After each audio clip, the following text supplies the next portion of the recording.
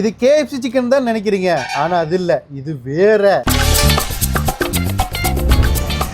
உங்களோட குழந்தைங்க அடிக்கடி KFC கூட்டு போயிட்டு சிக்கன் வாங்கி கொடுங்கன்னு அடம் பிடிக்கிறாங்களா? கிட்டத்தட்ட ஒரு 2-3 மாசமா ட்ரை பண்ணி சம்பவம் ஃபைனலா நான் கண்டுபிடிச்ச மசாலா அது. எல்லாமே அவ்வளவு சூப்பரா இருக்குங்க, மொறுன்னு வந்திருக்கு. Hi guys, welcome to well video. I am சாம்பதான் சிவகண்ணன். KFC சிக்கன் இது வந்து வெளிநாட்டு ஸ்டைல். நம்ம ஊர் ஸ்டைல் என்னன்னு கேட்டீங்கன்னா கருமத்தம்பட்டி பொரிச்ச கோழி. KFCயோட ரொம்ப பயங்கரமா இருக்க போது முழுசா இந்த வீடியோ நீங்க பாருங்க. வாங்க வீடியோக்குள்ள போலாம். இன்னைக்கு ரெண்டு சிக்கன் தான் கிடைச்சிருக்குது. 2 கோழியும் KFC சிக்கன் மாதிரி பொரிச்சு எடுத்துருவோம். ஜி 2 கோழி மாட்டிருச்சு, சுத்தமா க்ளீன் பண்ணி எடுத்து வந்திருக்கேன். அருமை. இத KFC பண்ணி கொடுங்க. KFCயா? ஆமா. இந்த கோழி இல்லையா? ஆமா. KFCல நம்ம ரெகுலரா சாப்பிடுறதுதான். இத வச்சு கருமத்தம்பட்டி பொரிச்ச கோழி பண்ணி தரேன். அப்படியா? ஆமா. KFC மாதிரி சூப்பரா இருக்குமா? அதை விட பயங்கரமா இருக்கும். அப்ப பண்ணிருங்க. Right, ready. ஜி கருமத்தம்பட்டி பொரிச்ச கோழினா என்ன? சம்பகான் KFC சிக்கன் இருக்குல்ல, ஆமா, இது வந்து வெளிநாட்டு மசாலா. ஓகே. கருமத்தம்பட்டி பொரிச்ச கோழின்றது நம்ம கருமத்தம்பட்டிலே இருக்கிறதுனால நம்ம தயாரிச்ச மசாலா இது. இது எல்லாருமே வீட்ல ட்ரை பண்ணி பார்க்கலாம். அதனால தான் இந்த வீடியோவே. ஆமா, நிறைய பேர் KFCக்கு தான் போய் சாப்பிட வேண்டியது, அந்த மாதிரி சிக்கன் சாப்பிடணும்னா இந்த வீடியோவை மறக்காம நோட் பண்ணி வச்சுக்கோங்க. உங்களோட குழந்தைங்க அடிக்கடி KFC கூட்டு போயிட்டு சிக்கன் வாங்கி கொடுங்கன்னு அடம் பிடிக்கிறாங்களா? அவங்களுக்கு நீங்க வீட்டிலே ஹெல்தியா எப்படி நீங்க வச்சிருக்கிற பொருளை வச்சு சமைக்கணும் அப்படின்றத தெளிவா நாங்க சொல்லியிருப்போம். தொடர்ந்து பாருங்க. கருமத்தம்பட்டி பொரிச்ச கோழிக்கு தேவையான பொருட்கள் எல்லாமே இருக்கு. இது எல்லாமே நம்ம வீட்டுல இருக்கக்கூடிய பொருள் தான். நான் ஏற்கனவே சொல்லியிருப்பேன், ஹெல்தியா உங்க வீட்டு குழந்தைங்களுக்கு செஞ்சு கொடுக்கலான்னு. எதனாலன்னா நம்ம வீட்டுல பயன்படுத்தக்கூடிய எல்லா பொருட்களும் முக்கியமா மூலிகை பொருட்கள் தான். இதை வச்சுதான் நம்ம சமைக்க போறோம். முதல்ல இதுக்கு என்னென்ன தேவை அப்படின்றத சொல்லிடுறேன். தோலோட இருக்கிற கோழி. இந்த கோழியை வந்து நம்ம எடை போட்டோம்னா 1 கிலோ எடை வரணும். அதுக்கு மேல போச்சுன்னா இந்த ரெசிபி நல்லாவே இருக்காது. அதனாலதான் அந்த 1 கிலோ எடை கேட்கறோம். அப்ப நீங்க கடைக்காரட்ட போயிட்டு உயிரோட ஒரு கோழியை எடை போட்டீங்கன்னா 1 கிலோ 300 கிராம் எடை வரணும். அந்த கோழியை சுத்தமா தோலோட கிளீன் பண்ணதுக்கு அப்புறம் 1 கிலோ எடை வரும். இந்த கோழி தான் இதுக்கு சரியான கோழி. மசாலா என்னன்னு பாத்துருவோமா? கையில வைங்க. 30 கிராம் மல்லி இலை அப்படியே போட்டுடலாம். 30 கிராம் புதினா இலை. முக்கியமா இதுக்கு வந்து நாட்டு பூண்டு தான் வேணும். நிறைய பேர் இந்த ரச பூண்டுன்னு சொல்லுவாங்களா, அந்த பூண்டு தான். இந்த பூண்டு வந்து உரிக்கணும்னு தேவையில்ல, டைரக்டா நம்ம அப்படியே போட்டா போதும். 50 கிராம் பூண்டு, 50 கிராம் உரிச்ச இஞ்சி, 50 கிராம் தோலெல்லாம் நீக்கினதுக்கு அப்புறம் தான் 50 கிராம் வேணும். காம்பு கிள்னதுக்கு அப்புறம் 50 கிராம் பச்சை மிளகாய். குறிப்பா உங்களுக்கு காரம் கம்மியா வேணும் அப்படின்னா கொஞ்சம் பச்சை மிளகாவோட அளவு மட்டும் கம்மி பண்ணிக்கங்க. இந்த மிளகா பேர் வந்து புல்லட் மிளகான்னு. கோயம்புத்தூர்ல இந்த மிளகா தான் இருக்கும். சில இடத்துல எல்லாம் பாத்தீங்கன்னா இன்னும் கொஞ்சம் நீளமா இருக்கும். அது வந்து காரம் கம்மியா இருக்கும். அதனால உங்களுக்கு எப்படி தேவையோ நீங்க அதுக்கேற்ற மாதிரி சேர்த்துக்கலாம். 15 gram garam masala, 10 gram salt, 10 gram மல்லித்தூள் அப்படியே இதுக்குள்ள போட்டுக்கலாம். சம்பகான். ஓகே. இப்போ சம்பகான் மசாலாவே இந்த 3 ஐட்டம் தான். இந்த 3 ஐட்டம் மசாலா இல்லாம இது வந்து பேர் வந்து பிளாக் சால்ட்னு சொல்லுவாங்க. பிளாக் சால்ட் வந்து ஆமாங்க, இது வந்து நிறைய வந்து கடைகள்ல கிடைக்கும். இது டேஸ்ட் எப்படி இருக்குன்னு பாத்தீங்கன்னா நம்ம வெள்ளை உப்போட கொஞ்சம் ஸ்ட்ராங் கம்மியா இருக்கும். இது வந்து 10 கிராம் போட்டுக்கலாம். எங்க கொடுங்க, லைட்டா நான் நக்கி பாக்குறேன். சாப்பிட்டு பாருங்க, நல்லா இருக்கும் சம்பகான். எப்படி இருக்கு? பயங்கரமா இருக்கா? நம்மளால எதுனாலும் உடனே சாப்பிடுவோம்ல. இதை அப்படியே சேர்த்துக்கலாம். இந்த பிளாக் சால்ட் உங்களுக்கு கிடைக்கல அப்படின்னா ஒரு 10 கிராம் நீங்க சால்ட் போடுறீங்க இல்லையா, அது வந்து ஒரு 15 கிராம் ஆக்கிங்க. மொத்தமா வந்து நான் 2 கிலோ கோழிக்கு தான் உங்களுக்கு அளவு சொல்லியிருக்கேன். அதுக்கப்புறமா நம்மளுக்கு 30 கிராம் புதினா, 30 கிராம் மல்லி இலை. இந்த 2 முட்டை இருக்கு இல்லையா, இந்த 2 முட்டையும் உடைச்சு ஊத்திட்டு தண்ணி இல்லாம நைஸா அரைச்சு எடுத்துட்டு வாங்க. முட்டையை மட்டும் தான் உடைச்சு ஊத்தணும், தண்ணி ஊத்த கூடாது. அரைன்னு அரைச்சிட்டு வரும் பாருங்க. முட்டையை முழுசா போட்டு உடைக்கிறதா இல்ல உடைச்சு ஊத்தி அரைக்கிறதா அதை சொல்லவே இல்லையே. ஏதோ ஒன்று அரைச்சிட்டு வந்துருவோம். இந்த கோழியை வந்து நம்ம நல்லா கீறி எடுத்துக்கணும். அப்பதான் இந்த அரைச்சி வர மசாலா இந்த கோழியோட போட்டு நல்லா ஊறுறது கரெக்டாக வரும். முதல்ல இந்த கோழியை எப்படி நம்ம கட் பண்ணணும் அப்படின்ட்டு தெளிவாக நான் சொல்லிடுறேன். கோழியை திருப்பிட்டு இந்த கோழிக்கு பேக் சைடில் இருக்குல்ல, இந்த கொழுப்பு எல்லாத்தையும் நம்ம கட் பண்ணி எடுத்துடணும். இந்த மாதிரி நம்ம கட் பண்ணி எடுத்துக்க வேண்டியதான். அதுக்கப்புறமா இந்த கோழியை நம்ம 8ஆ வெட்ட போகிறோம். எப்படின்னு பாருங்க. அந்த சென்டரில் இப்படி நம்ம கட் பண்ணணும்.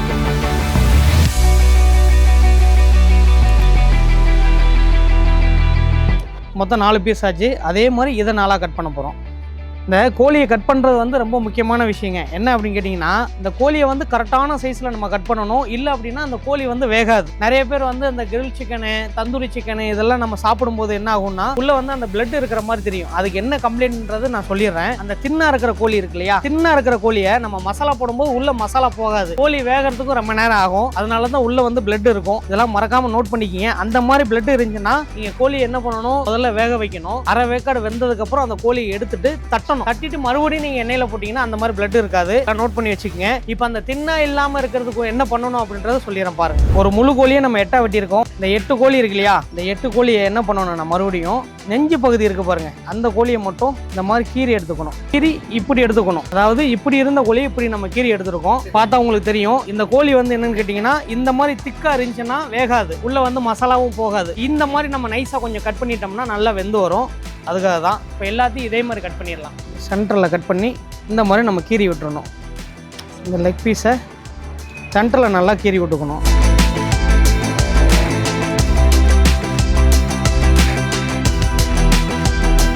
இந்த மாதிரி எலும்பு தனியாக கறி தனியாக நம்ம பிரித்து எடுத்துக்கணும். அப்போ தான் வந்து கறி நம்மளுக்கு நல்லா வெந்து வரும், மசாலாவும் கரெக்டாக பிடிக்கும். கோழியை எலும்போட ஒட்டாமல் தனியாக நம்ம பிரித்து எடுக்கணும். எலும்பும் இருக்கணும், கறியும் இருக்கணும். அப்படி இந்த இருக்கு பாருங்க, இப்படி நம்ம கட் பண்ணி எடுத்துக்கிட்டோம்னா இதுக்குள்ளே வந்து நல்லா வெந்து வரும். இதே மாதிரி தான் இந்த வின்ஸ்.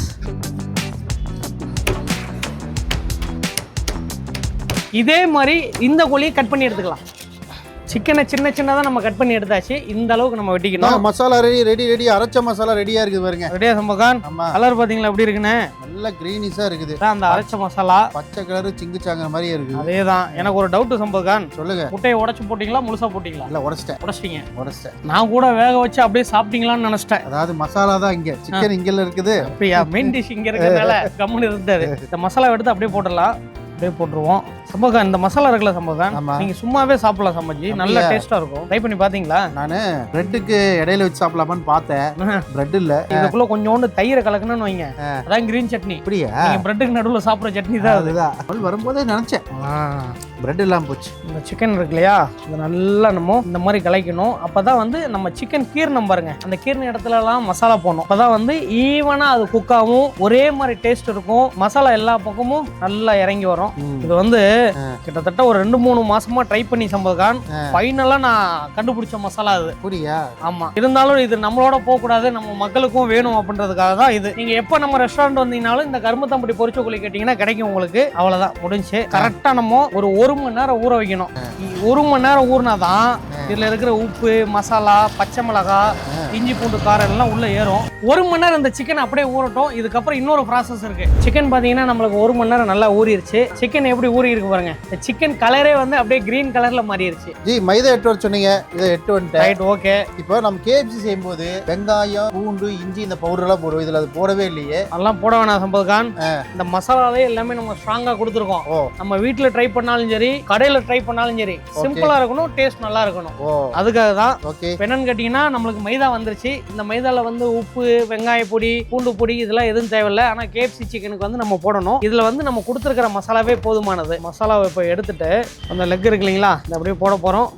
இப்போ நம்ம KFC சிக்கன் போடும்போது சம்பத்கான் 2 டைம் நம்ம மாவுல போடுற மாதிரி. ஆமா, 2 டைம் மாவு தண்ணி எல்லாம் போட்டு எடுப்போம். இதெல்லாம் எதுவும் தேவையில்லை. அவ்வளவுதான். மைதா மாவுல டிப் பண்ணிட்டு அப்படியே எடுத்து வச்சா போதும் சம்பஜி. Okay okay. இதான் மொத்தம் ப்ராசஸ். இல்லை நீங்க ஃப்ரைட் சிக்கன் தான் சமைக்கணும், KFC சிக்கன் தான் சமைக்கணும், நாங்க முன்னாடி ஒரு வீடியோ போட்டிருப்போம். மேல ஐகான்ல நான் லிங்க் கொடுக்குறேன், நீங்க அதை டச் பண்ணிட்டு அந்த வீடியோவும் பாருங்க, எப்படி ட்ரை பண்றதுன்னு பாத்துருங்க. இந்த மைதால புடிச்சிட்டு சம்பத்கான் இப்படி உதறணும். உதறி அப்படியே வச்சிட வேண்டியதான். சிக்கனை பார்த்தா பொரிச்சு சாப்பிடணும்னே தோண முடியும், அப்படியே சாப்பிடணும் போல தோணுது. சாப்பிடாதீங்க சம்பத்கான், கொஞ்ச நேரம் வெயிட் பண்ணுங்க, நான் பொரிச்சு தரேன். ஆமா, பாதி பொரிச்சுட்டாங்க, பாதி இப்படியே சாப்பிட்டுக்கிட்டுமா? வேணாம்.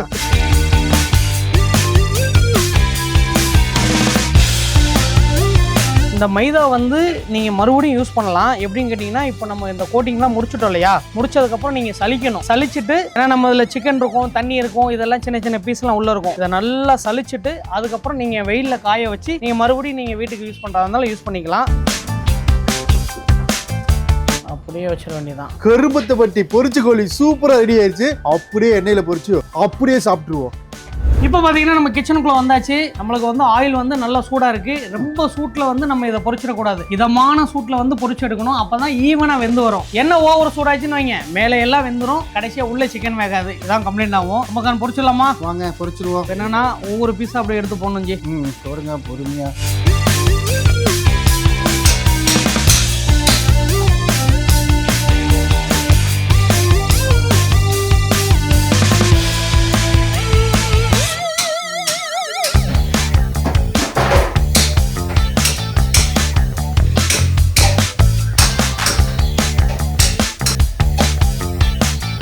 சூப்பராக நம்மளுக்கு பொரிஞ்சு வந்துருச்சு.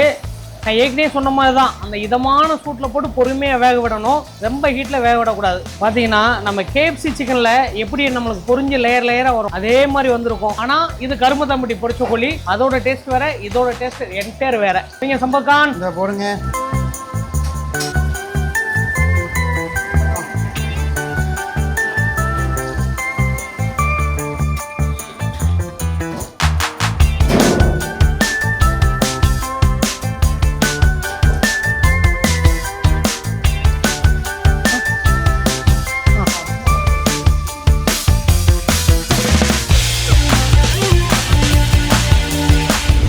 சூப்பரா நம்மளுக்கு ரெடி ஆயிடுச்சு. கரும்புத்தம்பட்டியிலே கரும்புத்தம்பட்டி பொரிச்ச கோழி. ஆமா, இது கரும்புத்தம்பட்டியில தான் பொரிச்ச கோழி. ஆமா, இது என்னன்னு கேட்டீங்கன்னா இதுக்கு வந்து டிப் ஒன்று வேணும். நம்ம வந்து மைனஸ் வச்சிருக்கோம், இது வந்து ஸ்பெஷல் ரெகுலரா இருக்கிறது தான். அதை தாண்டி நம்ம கிரீன் சட்னி ஒன்று வச்சிருக்கோம். ஏற்கனவே ஒரு மசாலா சொன்னா இல்லையா, மல்லி, புதினா, பூண்டு, இஞ்சி, தயிர், இதெல்லாம் ஒண்ணா போட்டு அரைச்சிங்கன்னா உங்களுக்கு வந்துடும். அது கூடவே கொஞ்சோண்டு சால்ட் சேர்த்துக்குங்க. அந்த பொரிச்ச கோழியோட ஸ்ட்ரக்சர் பாருங்க எப்படி இருக்குன்னு.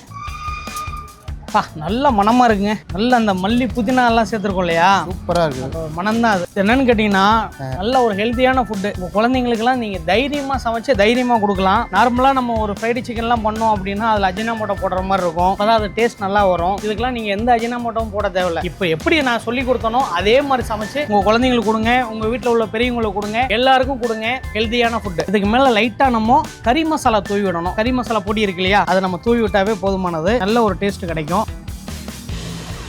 சம்பகான் சொல்லுங்க. சூப்பரா தயாராகிடுச்சு. சிக்கன்ல இந்த லேயர் பார்த்தீங்கன்னா எப்படி இருக்கு பாருங்க, லேயரா. அதாவது ரெண்டாவது இதுக்குள்ள போட்ட மசாலா. நம்ம டீம் எல்லாரையும் கூப்பிடுங்க. ஓகே, வாங்க எல்லாரும் வாங்க. சம்பகான் எடுத்துக்கங்க. ஓகே, நான் மட்டும் எடுத்துக்கிறேன். ஒரு பீஸ் மட்டும் தான் எடுக்கணும், அப்படியே எடுக்கக்கூடாது. ஓகே விடுங்க, நான் ஒரே ஒரு பீஸ் எடுத்துக்கிறேன். தாங்க.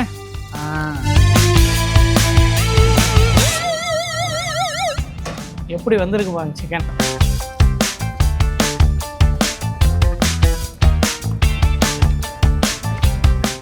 கிரீன் சட்னி மட்டும்தான் அது சரியான காம்பினேஷனாக இருக்கும். நான் மைனஸோட தொட்டு சாப்பிட்றேன். நிறையா பேருக்கு இந்த மாதிரி ஃப்ரைட் சிக்கனில் மைனஸோடு சாப்பிட்டா தான் ரொம்ப பிடிக்கும். எனக்கு ரொம்ப பிடிக்கும்.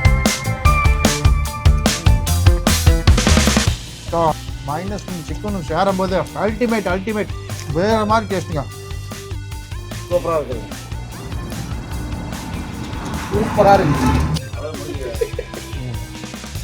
ஏன் அந்த எலுமையை அரைச்சிருங்களேன், சாப்பிட்டுருவேன். இந்த கோழியோட இதை இதாவது பாக்ஸாக மிச்சம் விடுவோம். அப்படியா?